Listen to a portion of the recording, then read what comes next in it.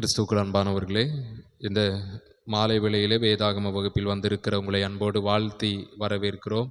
கர்த்தர் உங்கள் ஒவ்வொருவரையும் ஆசீர்வதிப்பாராக. நாம் நாகூம் தீர்க்க தரிசன புத்தகத்தை குறித்து தியானித்து கொண்டிருக்கின்றோம். பழைய ஏற்பாட்டு புத்தகத்திலே 1081வது பக்கத்திலே இருக்கின்ற நாகூம் தீர்க்க தரிசன புத்தகம் 1வது அதிகாரத்தை நாம் எடுத்து வைத்துக் கொள்வோம். இதுவரை 2 வசனங்களை நாம் தியானித்திருக்கிறோம். நாகூம் புத்தகத்தை குறித்த முன்னுரைகளையும் முதல் 2 வசனங்களையும் நாம் தியானித்திருக்கிறோம். தொடர்ச்சியாக இன்றைக்கு நாம் அதன் பின்பதாக இருக்கின்ற வசனங்களை தியானிப்போம்.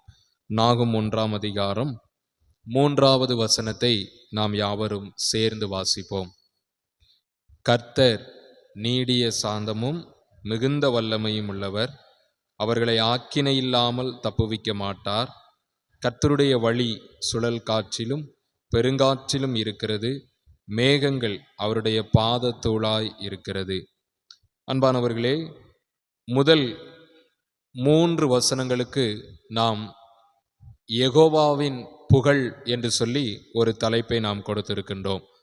ஆண்டவருடைய பண்புகள் எப்படிப்பட்டவைகள் என்பதை நாகூம் தீர்க்கதரிசி முதல் 3 வசனங்களிலே நமக்கு தெளிவாக எழுதி வைத்திருக்கின்றார். அதிலே 3வது வசனத்தின் முன் பாகம் வரைக்கும் அந்த தலைப்பின் கீழாக நாம் பார்க்க முடியும். கர்த்தர் நீடிய சாந்தமும் மிகுந்த வல்லமையும் உள்ளவர். நீடிய சாந்தம் என்றால் என்ன என்று சொல்லி நாம் பார்ப்போமே என்றால், நீடிய சாந்தம் என்பது பொறுமையை குறிக்கிறது. ஆங்கிலத்திலே ஸ்லோ டு ஆங்கர் என்று சொல்லுவார்கள். கோபப்படுவதற்கு தாமதித்தல் என்று சொல்லி நாம் சொல்லலாம். அப்போ பொறுமையாய் இருப்பதை குறிக்கின்றது. ஒருவேளை நீங்களும் நானும் நினைக்கலாம், பொறுமையாய் இருப்பது என்பது அது நம்முடைய பலவீனத்தை குறிக்கக்கூடியதாய் காணப்படுகிறது என்று சொல்லி நாம் நினைக்கலாம். நம்மில் அநேக மனிதர்கள் அல்லது நம்மை சிலர் ஏளனமாக பேசுகின்ற போது, ஏளனமாக பார்க்கின்ற போது, அல்லது நம்மை கோபப்படுத்தும்படியாக ஏதாவது ஒரு செயலை செய்கின்ற போது அநேக நேரங்களிலே நாம் பொறுமையாய் இருப்போம். அப்படி பொறுமையாய் இருப்பதை நமக்கு எதிராக நிற்கின்றவர்கள் பார்க்கின்ற போது என்ன நினைப்பார்கள்? இவனுக்கு எதிர்த்து பேசுவதற்கு திராணி இல்லை, சண்டை போடுவதற்கு இவனுக்கு திராணி இல்லை, ஆகவேதான் இவன் அமைதியாய் இருக்கிறான் என்று சொல்லி நினைப்பார்கள். அதை ஒரு பலவீனமாக கருதுவார்கள். ஆனால் உண்மையிலேயே பொறுமை என்பது பலவீனமான ஒரு காரியம் அல்ல. அதிலும் குறிப்பாக கடவுள் நீடிய சாந்தமுள்ளவர் என்பது எதை குறிக்கிறது என்றால், அவர் எப்படியாவது நாம் மனம் திரும்ப வேண்டும் என்று பொறுமையோடு காத்து கொண்டிருக்கிறார் என்பதை குறிக்கிறதே ஒழிய, ஆண்டவருக்கு பொறுமையாயிருப்பது ஒரு பலவீனமான ஒரு காரியம் என்று சொல்லி நீங்களும் நானும் நினைத்து விடக்கூடாது. எடுத்துக்காட்டாக, நாம் இந்த நாகூம் தீர்க்க தரிசன புத்தகம் நினிவே மக்களுக்கு எழுதப்பட்டதை நாம் தியானித்து கொண்டிருக்கின்றோம். ஆண்டவர் நினிவே மக்களுக்கு இந்த நாகூம் புத்தகத்தை எதற்கு எழுதினார் என்றால், நியாய தீர்ப்பு வருகிறது என்பதை காட்டுவதற்காக எழுதினார். இப்போ ஒருவேளை நாம நினைக்கலாம், ஏன் ஆண்டவர் உடனடியாக நியாய தீர்ப்பு கொடுக்கணும், இன்னும் கொஞ்ச நாள் பொறுமையோடு இருக்கலாமா, ஆண்டவர் பொறுமையுள்ளவர் அப்படின்னு சொல்லி நாம நினைத்திருக்கலாம். ஆனால் ஏற்கனவே 100 ஆண்டுகளுக்கு முன்பதாகவே யோனா புத்தகத்தின் மூலமாக ஆண்டவர் ஒரு எச்சரிப்பை கொடுத்தார் நினிவே மக்களுக்கு. நீங்கள் ஆண்டவர் அண்டைக்கு திரும்புங்கள், நினிவே கவிழ்க்கப்பட்டு போம் என்று சொல்லி எச்சரிப்பு கொடுத்தார். அதன் பிற்பாடு 100 ஆண்டுகள், கிட்டத்தட்ட 103 ஆண்டுகள் ஆண்டவர் பொறுமையோடு இருந்தார். எப்படியாவது இந்த நினிவே மக்கள் அவங்க மனம் திரும்புவாங்க, ஆண்டவர் அண்டைக்கு வருவாங்க அப்படின்னு சொல்லி பொறுமையோடு இருந்தார்.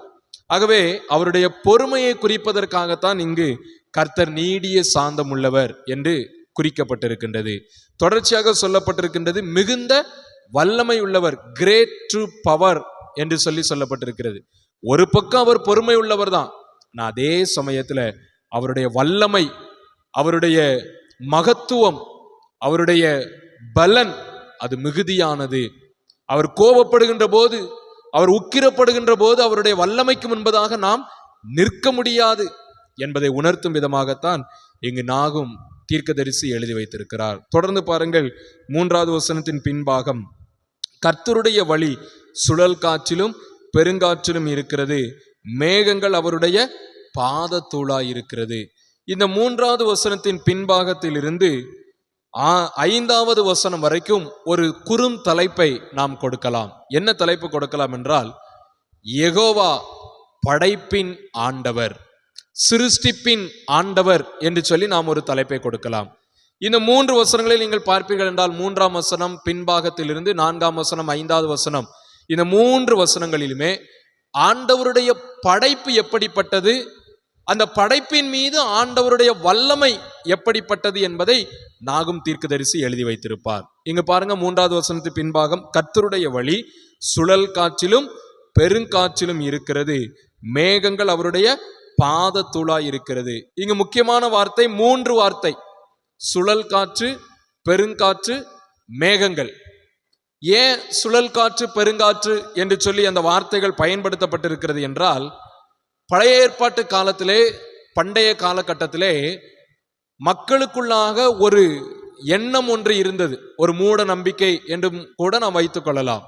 என்ன விதமான சிந்தனை என்றால், இந்த காற்று இருக்கு இல்லையா, புயல், சூறாவளி காற்று, பெருங்காற்று, இதையெல்லாம் பார்க்கின்ற போது உண்மையாகவே அது ஒரு தெய்வம், அது ஒரு மிகப்பெரிய சக்தி. ஆகவேதான் அந்த புயல் காற்று வருகின்ற போது, சூறாவளி காற்று வருகின்ற போது மனிதர்களால் அதை எதிர்கொள்ள முடியவில்லை, மனிதர்களால் அதை தாங்கிக் கொள்ள முடியவில்லை என்று சொல்லி மக்களுக்குள்ளாக ஒரு எண்ணம் இருந்தது. அதை ஒரு தனிவிதமான சக்தியாக, ஒரு தெய்வமாக பார்க்கக்கூடிய அளவுக்கு மக்கள் எண்ணம் கொண்டிருந்தார்கள். ஆகவே ஆண்டவர் என்ன சொல்லுகிறார், நீங்கள் இப்படிப்பட்ட எண்ணம் கொள்ளுகிறீர்கள், சூறாவளி காற்று, புயல் காற்றை பார்க்கின்ற போது அதை ஒரு பெரிய சக்தியாக நினைக்கிறீர்கள். ஆனால் அப்படிப்பட்ட சூறாவளி காற்றிலும் பெருங்காற்றிலும் யாருடைய வழி இருக்கிறது?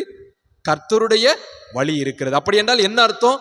இந்த பெருங்காற்றை காட்டிலும், சூறாவளி காற்றை காட்டிலும் மிகப்பெரிய வல்லமை படைத்தவர் நம்முடைய ஆண்டவர், யெகோவாவாகிய ஆண்டவர். அதை உணர்ந்து கொள்ள வேண்டும், அதை புரிந்து கொள்ள வேண்டும் என்பதை உணர்த்தும் விதமாகத்தான் இங்கு இந்த வார்த்தைகள் பயன்படுத்தப்பட்டிருக்கிறதை நாம் பார்க்க முடிகிறது. யாத்திராகமம் 14ஆம் அதிகாரம், அங்கு இஸ்ரவேல் ஜனங்கள் சிவந்த சமுத்திரத்தை கடக்கின்ற போது ஆண்டவர் அங்கு ஒரு காற்றை அனுப்பி விடுகிறதை பார்க்கின்றோம். பாருங்க, யாத்திராகமம் 14ஆம் அதிகாரம், அந்த வசனத்திலே நாம் வாசிக்க கூடும். 21வது வசனத்தை பாருங்கள். மோசே தன் கையை சமுத்திரத்தின் மேல் நீட்டினான், அப்பொழுது கர்த்தர் முழுவதும் பலத்த கீழ்காற்றினால் சமுத்திரம் ஒதுங்கும்படி செய்து அதை வறண்டு போக பண்ணினார், ஜலம் பிளந்து பிரிந்து போயிற்று. தொடர்ந்து பாருங்க, அங்கு 25வது வசனம், 26வது வசனம், 27வது வசனம், இந்த 3 வசனங்களை, 27வது வசனத்தை பாருங்க. அப்படியே மோசே தன் கையை சமுத்திரத்தின் மேல் நீட்டினான், விடியற் காலத்தில் சமுத்திரம் பலமாய் திரும்பி வந்தது, எகிப்தியர் அதற்கு எதிராக ஓடும்போது கர்த்தர் அவர்களை கடலின் நடுவே கவிழ்த்து போட்டார். கீழ்காற்று என்று சொல்லப்படுகிற அந்த காற்றை வர வைத்து சிவந்த சமுத்திரத்தை வற்றி போக பண்ணினதை நாம பார்க்க முடிகிறது. அப்போ காற்று என்று சொல்லுகின்ற போது அது மக்களுக்குள்ளாக ஒரு பெரிய சக்தியாக அதை நினைக்கக்கூடிய அளவுக்கு எண்ணம் கொண்டிருந்தார்கள். ஆகவே அப்படிப்பட்ட பெருங்காற்றை காட்டிலும், சுழல் காற்றை காட்டிலும், கீழ்காற்றை காட்டிலும் வல்லமை படைத்தவர் யெகோவாவாகிய ஆண்டவர் என்பதை ஆண்டவர் இங்கு வெளிப்படுத்துகிறார். தொடர்ந்து மேகங்கள் அவருடைய பாதத்தூளாய் இருக்கிறது. மேகங்கள் என்று சொல்லுகின்ற போது ஆண்டவருக்கு மேகங்கள் எப்படி இருக்கிறதாம்? ரதங்களாய் இருக்கிறது என்று சொல்லி சங்கீதக்காரனாகிய தாவீது எழுதி வைத்திருக்கிறார். 104ஆம் சங்கீதம் 3வது வசனத்தை நாம் வாசிக்கின்ற போது அங்கு நமக்கு தெளிவாக ஒன்று புலப்படுகிறதை பார்க்கின்றோம். 104ஆம் சங்கீதம் 3வது வசனத்தை பாருங்கள். தமது மேல் வீடுகளை தண்ணீர்களால் மச்சு பாவி, மேகங்களை தமது ரதமாக்கி, காற்றினுடைய செட்டைகளின் மேல் செல்லுகிறார். மேகங்கள் அவருக்கு ரதமாய் இருக்கிறதாம். அப்ப இதிலிருந்து என்ன தெரிகிறது? மேகங்கள் அவருடைய பாதத்திற்கு கீழாக இருக்கிறது, ஒரு தூசி போல இருக்கிறது. நமக்கு மேகத்தை பார்க்கின்ற போது அது ஒரு மிகப்பெரிய பனிமூட்டமாய் தோன்றும், மிகப்பெரிய அளவிலே அது தோன்றும். ஆனால் ஆண்டவருக்கு அது தூசி போன்றது, பாதத்தூள் போன்றது என்று சொல்லி இருக்கிறார். இதிலிருந்தும் என்ன கற்றுக் கொடுக்கிறார்? கர்த்தர் எல்லா அண்ட சராசரங்களின் படைப்புகளை காட்டிலும் மேன்மையானவர். காரணம், அதை படைத்தவரே ஆண்டவர் தான் என்பதை எங்க ஆண்டவர் தெளிவுபடுத்துகிறார். 4வது வசனத்தை நாம் சேர்ந்து வாசிக்கலாம். அவர் சமுத்திரத்தை அதட்டி அதை வற்றி போக பண்ணி சகல ஆறுகளையும் வறட்சியாக்குகிறார். பாசானும் கர்மேலும் சோர்ந்து லீபனோனின் செழிப்பு வாடி போகும்.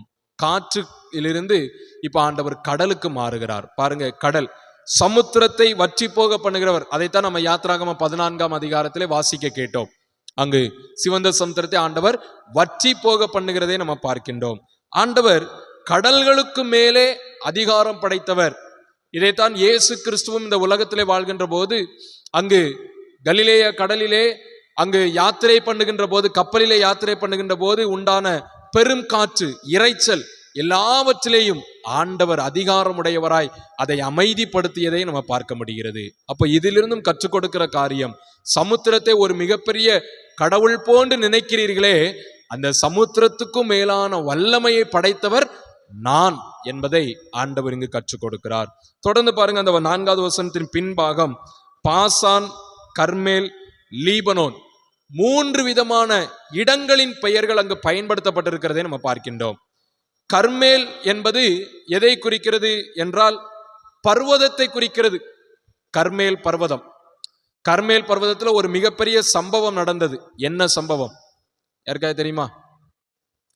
கர்மேல் பர்வதத்துல ஒரு மிகப்பெரிய சம்பவம் நடந்தது. ஒரு தீர்க்கதரிசியின் காலத்துல, எலியா தீர்க்கதரிசியின் காலத்திலே அந்த 450 பாகால் தீர்க்கதரிசிகளுக்கு முன்பதாக அக்கினியை இறக்க பண்ணி அந்த அக்கினி தண்ணீரையும் நக்கி போட்டது, சந்து சந்தாக வெட்டப்பட்ட காளையையும் நக்கி போட்டது என்று சொல்லி நம்ம 1 ராஜாக்கள் 18ஆம் அதிகாரத்திலே வாசிக்க கூடும். 18ஆம் அதிகாரம் 19வது வசனத்திலிருந்து அங்கு சம்பவம் சொல்லப்பட்டிருக்கிறது. ஆகவே கர்மேல் என்பது பர்வதம். அப்ப அந்த பர்வதத்தை காட்டிலும் வல்லமை படைத்தவர் நான், அந்த பர்வதத்தையே அசைக்க பண்ணுகிறவர் நான் என்று சொல்லி ஆண்டவர் இங்கு தெளிவுபடுத்துகிறார். அடுத்து என்ன பகுதி சொல்லப்பட்டிருக்கிறது? பாசான். பாசான் என்பதும் ஒரு பர்வதம் என்று சொல்லப்பட்டிருக்கிறது. யோர்தான் ஆற்றுக்கு கிழக்காக இருக்கக்கூடிய எல்லை பகுதி. உங்கள் வேதாகமத்திலே பின்பாகத்துல ஒரு மேப் கொடுக்கப்பட்டிருக்கிறது, வரைபடம். என்ன வரைபடம் என்றால், பாலஸ்தீன தேசம், கானான் நாட்டில் இஸ்ரவேல் குலத்தினரின் நிலப்பகுதிகள் அப்படின்னு சொல்லி ஒரு வரைபடம் இருக்கிறது. கானான் நாட்டு வரைபடம். அந்த வரைபடத்துல வலது பக்கத்துல பாத்தீங்கன்னா அங்கு போடப்பட்டிருக்கிறது பாசான் என்று சொல்லி ஒரு பகுதியை குறித்து போடப்பட்டிருக்கிறது. அதாவது யோர்தான் ஆற்றுக்கு கிழக்கு பகுதி தான் இந்த பாசான். இந்த பாசான் என்பது ஒரு மிகப்பெரிய செழிப்பு நிறைந்த பர்வதங்கள் உள்ள ஒரு பகுதி. அப்படிப்பட்ட அந்த பர்வதங்கள் உள்ள பகுதியை நீங்கள் பார்க்கிறீர்கள். அது உங்கள் கண்களுக்கு மிகப்பெரியதாய் தோன்றுகிறது. ஆனால் அந்த பர்வதங்களின் மீதும் என்னுடைய வல்லமையே இருக்கின்றது, என்னுடைய இறையாண்மை, என்னுடைய இறையாட்சியே இருக்கின்றது, என்னுடைய ஆளுகைக்குள்ளாக அந்த பர்வதம் இருக்கிறது என்பதை ஆண்டவர் இங்கு அந்த மக்களுக்கு வெளிக்காண்பிக்கிறதை பார்க்கின்றோம். தொடர்ந்து லீபனோன். லீபனோன் என்பது ஒரு செழிப்பு நிறைந்த பட்டணம். தீரு, சீதோன், பாபிலோஸ் என்று சொல்லப்படுகிற பட்டணங்கள் எல்லாம் சேர்ந்த பட்டணம் தான் இந்த லீபனோன் பகுதி. இந்த லீபனோன் பகுதி அன்றைய காலகட்டத்திலே செழிப்பு வாய்ந்த பட்டணம், ரொம்ப ரொம்ப செழிப்பு வாய்ந்தது. லீபனோன் பட்டணத்திலே ஒரு மிகப்பெரிய வளமிக்க ஒரு மரம் என்னன்னா தேவதாரு விருட்ச மரம். அந்த தேவதாரு மரம் அந்த லீபனோன் பட்டணத்திலே வளமிக்க மரம். எல்லா விதமான பயன்பாட்டுக்கும் அன்றைக்கு அந்த தேவதாரு மரத்தை வெட்டி பயன்படுத்தினார்கள். அந்த அளவுக்கு வளம் கொண்ட செழிப்பு நிறைந்த பகுதி தான் லீபனோன். அந்த லீபனோன் கூட என்ன ஆகுமாம் சொல்லப்பட்டிருக்கிறது, வாடி போகும். எதனால் வாடி போகும்?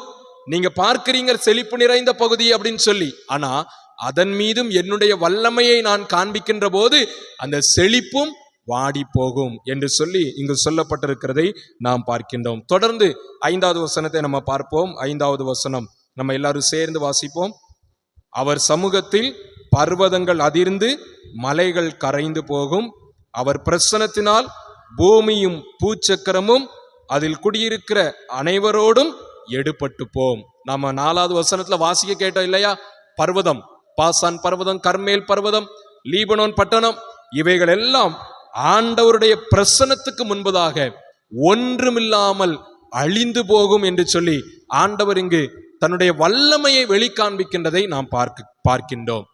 அப்ப இந்த 3 முதல் 5 வசனங்களிலே ஆண்டவருடைய படைப்பின் மீது கர்த்தருடைய வல்லமை இருக்கின்றது அப்படிங்கிறத கர்த்தர் வெளிக்காண்பிக்கின்றார். இப்ப நமக்கு ஒரு கேள்வி எழும்பலாம், ஏன் ஆண்டவர் சம்பந்தமே இல்லாம இதை சொல்ல வேண்டும்? முதல் 2 வசனங்களை பார்க்கின்ற போது கர்த்தர் நல்லவர், கர்த்தர் நீடிய சாந்தம் உள்ளவர், கர்த்தர் பொறுமையுள்ளவர், உக்கிரம் உள்ளவர், எரிச்சல் உள்ளவர் அப்படின்னு சொல்லிட்டு 3வது வசனத்துல இருந்து 5வது வசனம் வரைக்கும் சம்பந்தமே இல்லாம சமுத்திரத்தின் மீது நான் என்னுடைய வல்லமையை காண்பிக்கின்ற போது அது வற்றி போகும், நான் லீபனோன் மீது வல்லமையை காண்பிக்கின்ற போது கரைந்து போகும், வாடி போகும் என்றெல்லாம் ஏன் சொல்ல வேண்டும்? யோசித்து பாருங்க. ஏன் ஆண்டவர் அப்படி சொல்லுகிறார் என்றால், பண்டைய காலத்திலே ஒரு நம்பிக்கை இருந்தது. என்ன நம்பிக்கை என்றால், பால் என்று சொல்லப்படுகிற, அதாவது பாகால் என்று சொல்லப்படுகிற ஒரு தெய்வம் கடலின் மீது இருக்கின்ற ஒரு தெய்வத்தை வெற்றி கொண்டு, அந்த கடல் மீதும் ஆறுகள் மீதும் இருக்கின்ற தெய்வத்தை வெற்றி கொண்டு எல்லாவற்றுக்கும் மேலான தெய்வமாக வளர்ந்தது இந்த பாகால் தெய்வம். அதுதான் செழிப்பு தெய்வம் அப்படின்னு சொல்லி கானானியர்கள் நம்பினார்கள். இந்த கானானியரினுடைய நம்பிக்கை இஸ்ரவேல் மக்களுக்கும் கொஞ்சம் கொஞ்சமாக உள்ளே வந்தது. யெகோவாகிய கடவுளை மறந்து பாகால் என்று சொல்லப்படுகிற ஒரு தெய்வத்தின் மீது நம்பிக்கை வைக்கக்கூடிய அளவுக்கு மூட நம்பிக்கை பெருகினது. எல்லாரும் இப்ப எப்படி பேச ஆரம்பிச்சிட்டாங்கன்னா, பாகால் தெய்வம் தான் பெரிய தெய்வம், ஏன்னா கடல் மீது ஆறுகள் மீது இருக்கின்ற தெய்வத்தை எல்லாம் அது அழித்து போட்டது அப்படின்னு சொல்லி நம்பிக்கை கொள்ளக்கூடிய அளவுக்கு பேச ஆரம்பித்து விட்டார்கள். இப்ப ஆண்டவர் அந்த நம்பிக்கையை முறியடித்து போடும்படியாக, அந்த நம்பிக்கையை இல்லாமல் போக பண்ணும்படியாக, நீங்க நினைக்கிறபடி பாகாலோ இல்ல வேறு தெய்வமோ இல்ல, கடல் மீதும் ஆறுகளின் மீதும் பர்வதங்களின் மீதும் வல்லமை படைத்த ஒரே ஆண்டவர் யெகோவாகிய நான் ஒருவரே அப்படிங்கிறத அந்த நினிவே மக்களுக்கும் இஸ்ரவேல் மக்களுக்கும் காண்பிக்கும்படியாகத்தான் இந்த 3 வசனங்களிலே ஆண்டவருடைய படைப்புகளை குறித்து நாகும் தீர்க்கதரிசி எழுதி வைத்திருக்கிறார். நீங்க நினைக்கிறபடி அல்ல அப்படின்னு சொல்லி தெளிவாக இங்கு இந்த நாகும் தீர்க்கதரிசி கற்றுக் கொடுக்கிறதை பார்க்க முடிகிறது. நீங்க நினைக்கிறபடி இயற்கையை படைத்த பல தெய்வங்கள் எல்லாவற்றுக்கும் மேலாக யெகோவாகிய ஆண்டவர் இருக்கிறார். அவரே எல்லாவற்றின் மீதும் வல்லமை படைத்தவர், ஆளுகை மிக்கவர் அப்படின்னு சொல்லுகிற ஒரு வசனத்தை, ஒரு கருத்தை இங்கு நாகும் தீர்க்கதரிசி வெளி காண்பிக்கிறதை நம்ம பார்க்கின்றோம். தொடர்ந்து ஒரு 3 வசனங்களை நாம் வேகமாக தியானித்து நிறைவு செய்வோம். 6ஆம் வசனம் முதல் 8ஆம் வசனம் வரை அடுத்த பகுதியாக நம்ம பார்க்கின்றோம். இந்த பகுதிக்கு என்ன தலைப்பு நம்ம கொடுக்கலாம் என்றால், கடவுளின் அன்பும் நியாய தீர்ப்பும், God of love and judgment. கடவுளின் அன்பும் நியாய தீர்ப்பும். 6வது வசனத்தை சேர்ந்து வாசிப்போமா? 6வது வசனம், அவருடைய கோபத்துக்கு முன்பாக நிற்பவன் யார்? அவருடைய உக்கிர கோபத்திலே தரிப்பவன் யார்? அவருடைய எரிச்சல் அக்கினியை போல இறைக்கப்படுகிறது, அவராலே கன்மலைகள் பேர்க்கப்படும். கோபம் அப்படிங்கிற வார்த்தைக்கு 3 விதமான வார்த்தைகள் இங்கு பயன்படுத்தப்படுகிறது. ஒன்று கோபம் அப்படின்னு சொல்லி பயன்படுத்தப்படுகிறது, 2வது உக்கிர கோபம் என்று சொல்லி பயன்படுத்தப்படுகிறது, 3வது எரிச்சல் என்று சொல்லி பயன்படுத்தப்படுகிறது. ஆண்டவர் இயற்கை படைப்புகளின் மீது வல்லமை படைத்தவர் என்பதை நம்ம பார்த்தோம்.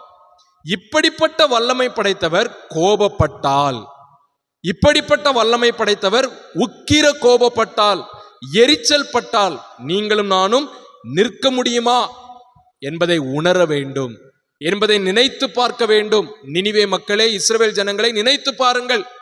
நீங்களும் நானும் வணங்குகிற யெகோவாகிய கடவுள் இயற்கையாக படைப்பின் மீது வல்லமை படைத்தவர், ஆளுமை மிக்கவர். அவர் கோபப்பட்டால் யாருமே நிற்க முடியாது என்பதை எண்ணி பாருங்கள் என்பதை உணர்த்தும் விதமாக இந்த 6வது வசனம் சொல்லப்பட்டிருக்கிறது. தொடர்ந்து 7வது வசனத்தை நாம் வாசிப்போம். கர்த்தர் நல்லவர், இக்கட்டு நாளிலே அரணான கோட்டை, தம்மை நம்புகிறவர்களை அறிந்திருக்கிறார். 6வது வசனத்துல ஆண்டவருடைய நியாய தீர்ப்பை குறித்து பார்த்தோம். 7வது வசனத்தை பாருங்க, ஆண்டவருடைய அன்பு வெளிப்படுகிறதை பார்க்க முடிகிறது. கர்த்தர் நல்லவர், த லார்ட் இஸ் குட் என்று சொல்லி நம்ம ஆங்கிலத்தில் சொல்லுவோம், அல்லனா காட் இஸ் குட் அப்படின்னு சொல்லி ஆங்கிலத்தில் சொல்லுவோம். கர்த்தர் நல்லவர். இந்த வார்த்தை எதை வெளிப்படுத்துகிறது? இது ஆண்டவருடைய அன்பை வெளிப்படுத்துகிறது. அதுவரைக்கும் கர்த்தர் நான் கடலின் மீது வல்லமை படைத்தவர், நான் அதை வற்றி போக பண்ணுவேன், நான் அதை வாடி போக பண்ணுவேன், நான் எரிச்சல் உள்ளவர், உக்கிர கோபம் உள்ளவர் அப்படின்லாம் சொல்லிட்டு கடைசியில கர்த்தர் நல்லவர், அவர் அன்புள்ளவர். ஒரு பக்கம் அவர் உக்கிர கோபம் உள்ளவர் தான், அதே வேளையில அவர் நல்லவராய் தம்முடைய அன்பை வெளிக்காண்பிக்கிறவராய் அவர் இருக்கின்றார் என்பதை மறந்து போக வேண்டாம் என்று சொல்லி இஸ்ரவேல் மக்களுக்கு ஆண்டவர் ஒரு ஆறுதலான வார்த்தையை சொல்லுகிறார். தொடர்ந்து அந்த வசனத்திலே அடுத்து முக்கியமான வார்த்தையை பாருங்க, அரணான கோட்டை. அரணான கோட்டை அப்படின்னா எதை குறிக்கிறது என்றால் பலப்படுத்தப்பட்ட அப்படின்னு சொல்லி அதற்கு பொருள் சொல்லப்படுகிறது. ஒரு பகுதிக்குள்ளாக அல்லது ஒரு இடத்துக்குள்ளாக நாம போகின்ற போது எந்த அளவுக்கு நாம் பாதுகாப்பை உணர்கிறோமோ அதே போலதான் ஆண்டவருடைய சமூகமும் நமக்கு ஒரு அரணான கோட்டை, ஒரு பலப்படுத்தப்பட்ட ஒரு பாதுகாப்பு நிறைந்த ஒரு பகுதி, ஒரு இடம் என்பதை மறந்து போக வேண்டாம். எல்லா பக்கத்திலும் பேரிடர்கள் வந்தாலும், பிரச்சனைகள் சூழ்ந்து வந்தாலும் கர்த்தருடைய சமூகம் நமக்கு அரணான கோட்டை, நம்மை பாதுகாக்கும் இடம் என்பதை ஆண்டவர் இங்கு கற்றுக் கொடுக்கிறார். மூன்றாவது முக்கியமான வார்த்தை அறிந்திருக்கிறவர். the Lord who knows everything. அவர் எல்லாவற்றையும் அறிந்திருக்கிறவர். இதில் அறிந்திருக்கிறவர் என்கிற வார்த்தை நாம நினைக்கிறபடி இவங்க இப்படிப்பட்டவங்க அப்படின்னு சொல்லி சிந்தனை அளவிலே அறிந்து கொள்ளுதலை குறிக்கக்கூடிய வார்த்தை அல்ல. இப்போ ஒரு பெயரை சொன்னா இந்த பெயரையுடைய நபர் அவங்க இப்போ இந்த நேரத்துல இங்க இருப்பாங்க, ஆனா இப்படி இருப்பாங்க அப்படின்னு சொல்லி நமக்கு நம்முடைய எண்ணத்திலே ஒரு சிந்தனை வரும். அப்ப அந்த சிந்தனையை குறிக்கக்கூடியதை அறிந்து கொள்ளுதல் அப்படின்னு சொல்லி நம்ம வைத்துக் கொள்வோம். ஆனால் இங்கு அறிந்து கொள்ளுதல் என்பது எதை குறிக்கிறது என்றால் தேவையை அறிந்து உதவி செய்கிற மனப்பான்மையை குறிக்கிறது, கேர் பண்ணுகிற எண்ணத்தை குறிக்கின்றது. அப்ப ஆண்டவருடைய அறிந்து கொள்ளுதல் என்பது நம்முடைய திருச்சபையை குறித்து ஆண்டவர் என்ன நினைக்கிறார், என்ன அறிந்து கொள்ளுகிறார் என்பது அடைமிதிப்பாங்களும் திருச்சபையா மக்கள் இப்படிப்பட்டவங்க அப்படின்னு சொல்லி ஆண்டவர் நினைப்பதோடு மாத்திரம் அல்ல, இந்த திருச்சபையில் இருக்கின்ற மக்களுக்கு என்ன தேவை, அவர்களுக்கு இப்போது என்னது தேவைப்படுகிறது என்பதை உணர்ந்து தேவைக்கு ஏற்றபடி உதவி செய்வது, அதுதான் அறிந்து கொள்ளுகிற குணம். வெறுமனே சிந்தனையில் அறிந்து கொள்வது என்பது வேறு, தேவைக்கு ஏற்றபடி உதவி செய்வது என்பது வேறு. மனிதர்கள் எல்லாரும் என்ன செய்வாங்க, இப்போ ஒரு பேரை நமக்கு தெரிந்தவர்களுடைய பேரை சொன்னா இந்த பேரையுடையவர் எனக்கு தெரியும், அவங்கள பத்தி எனக்கு தெரியும் அப்படின்னு சொல்லிட்டு போயிட்டே இருப்பாங்க. ஆனா ஆண்டவர் என்பவர் நம்மை குறித்து அறிந்து கொள்ளுகிறவர் என்று சொல்லுகின்ற போது நமக்கு தேவை என்னென்ன தேவைகள் இருக்கின்றதோ, எதிர்பார்ப்புகள் இருக்கின்றதோ அதை நிறைவேற்றுகிறவராக, அக்கறை உள்ளவராக காணப்படுவதுதான் ஆண்டவருடைய அறிந்து கொள்ளுகிற பண்பு. அதை நம்ம மறந்து போகக்கூடாது. அப்ப எப்பொழுது ஆண்டவர் நமக்கு நல்லவராய் அரணான கோட்டையாய் நம்மை அறிந்து கொள்ளுகிறவராய் இருக்கிறார் என்றால் இக்கட்டு நாளிலே. அதை தான் அந்த வசனம் சொல்லுகிறது, இக்கட்டு நாள் என்றால் துன்பம் ஏற்படுகிற நாள், போராட்டம் ஏற்படுகிற நாள். இதற்கு இன்னொரு மொழிபெயர்ப்பு என்ன சொல்லுகிறது என்றால் வேடிக்கையாக ஒரு வார்த்தை சொல்லப்பட்டிருக்கிறது, பெண் போட்டியாளர் அப்படின்னு சொல்லி ஒரு வார்த்தை சொல்லப்பட்டிருக்கிறது. இது இக்கட்டு நாள் அப்படிங்கிற அந்த வார்த்தைக்கு மூல பதத்திலிருந்து ஒரு மொழிபெயர்ப்பு பெண் போட்டியாளர், ஃபெமினைன் ரைவல் அப்படின்னு சொல்லி சொல்லப்பட்டிருக்கிறது. நான் யோசித்து பார்த்தேன், ஏன் பெண் போட்டியாளர் அப்படின்னு சொல்ல வேண்டும் அப்படின்னு சொல்லி. பொதுவாக பெண்களை ஒரு குறிப்பிட்ட குணத்திற்கு அடையாளமாய் வைப்பார்கள் இல்லையா? வேடிக்கையாக சொல்லுவாங்க, தெருக்குழாயில நின்று பார்த்தாதான் பெண்களினுடைய குணங்கள் தெரியும் இல்லையா? சண்டை இடுகிற ஒரு குணம் அல்லது போட்டி இடுகிற ஒரு குணம். அப்போ எப்படி ஒரு பெண்கள் போட்டியிடுகின்ற போது முழு வீச்சோடு போட்டியிடுவார்களோ அதே போல வாழ்க்கையில ஏற்படுகிற பிரச்சனை, வாழ்க்கையில ஏற்படுகிற துன்பம் முழு வீச்சோடு நம்முடைய வாழ்க்கைக்கு எதிராக வருகின்ற போது ஆண்டவர் நமக்கு அரணான கோட்டையாயிருக்கிறார். ஆண்டவர் நமக்கு பலப்படுத்துகிற, ஆண்டவர் நம்மை தைரியப்படுத்துகிற, நம்மை அறிந்து உதவி செய்கிற ஒரு தகப்பனாக இருக்கிறார் என்பதை இந்த வார்த்தை வெளிப்படுத்துகிறது. ஆகவே இக்கட்டு நாள் என்கின்ற போது அது வித்தியாசமாக, இன்னும் ஆழமாக புரிந்து கொள்வதற்கு ஏதுவாக முழு வீச்சிலே நமக்கு எதிராக வருகிற போராட்டங்களில் இருந்து கர்த்தர் நம்மை பாதுகாக்கிறவராக இருக்கிறார். எப்போது? ஆண்டவரை நம்புகிற போது. இன்னொரு வார்த்தை கூடுதலாக சொல்லப்படுகிறது, தம்மை நம்புகிறவர்களை அறிந்திருக்கிறார். ஆண்டவர் மீது நாம் நம்பிக்கை வைக்கின்ற போது. இந்த வசனத்திலே கிட்டத்தட்ட 5 வார்த்தைகளை நம்ம பார்த்திருக்கிறோம். கர்த்தர் நல்லவர், அரணான கோட்டை, நம்மை அறிந்திருக்கிறவர். எப்பொழுது என்றால் இக்கட்டு நாளிலே நாம் அவரை நம்புகின்ற போது. அப்போ இதே வார்த்தை இஸ்ரவேல் மக்களுக்கு ஆண்டவர் நாகும் தீர்க்கதரிசிக்கு சொல்லுகிறார். ஒருவேளை நினிவே மக்கள் உங்களை துன்பப்படுத்தி இருக்கலாம், உங்களுக்கு இக்கட்டுகளை, உங்களுக்கு சோதனைகளை தந்திருக்கலாம். கர்த்தர் நல்லவராய் இருக்கிறார், உங்களை பாதுகாக்கிறவராய் இருக்கிறார் என்று சொல்லி ஒரு ஆறுதல் படுத்துகிற வார்த்தையை இங்கு நாகும் தீர்க்கதரிசி சொல்லுகிறதை பார்க்கிறோம். கடைசியாக 8வது வசனத்தை மட்டும் பார்த்து நாம் நிறைவு செய்வோம். 8வது வசனத்தை யாவரும் சேர்ந்து வாசிப்போம். ஆனாலும் நினிவேயின் ஸ்தானத்தை புரண்டு வருகிற வெள்ளத்தினால் சர்வ சங்காரம் பண்ணுவார், இருள் அவர் சத்துருக்களை பின்தொடரும். இந்த வசனம் யாருக்கு சொல்லப்பட்டிருக்கிறது? நினிவே மக்களுக்கு, அல்லது ஆண்டவருடைய எதிராளிகளுக்கு. எதிராளிகளுக்கு சொல்லப்பட்ட வார்த்தை. அங்கு ஆரம்பிக்கின்ற போதே சொல்லி இருக்கிறது பாருங்க, ஆனாலும். ஆனாலும் அப்படின்னா என்ன அர்த்தம்? 7வது வசனத்துல சொல்லப்பட்டிருக்கிற அந்த குணங்கள் கொண்டவர் நம்முடைய ஆண்டவர்.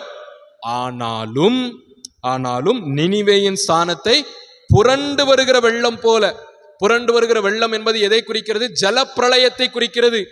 எப்படி நோவாவின் நாட்களிலே 40 நாட்கள் இரவும் பகலும் மழை பெய்து மிகப்பெரிய ஜலப்பிரளயம் உண்டானதோ, அதே போல ஒரு பெரிய ஜலப்பிரளயத்தை போல நினிவேயை அழித்து விடுவேன் அப்படின்னு சொல்லி ஆண்டவர் இங்கு சொல்லுகிறார்.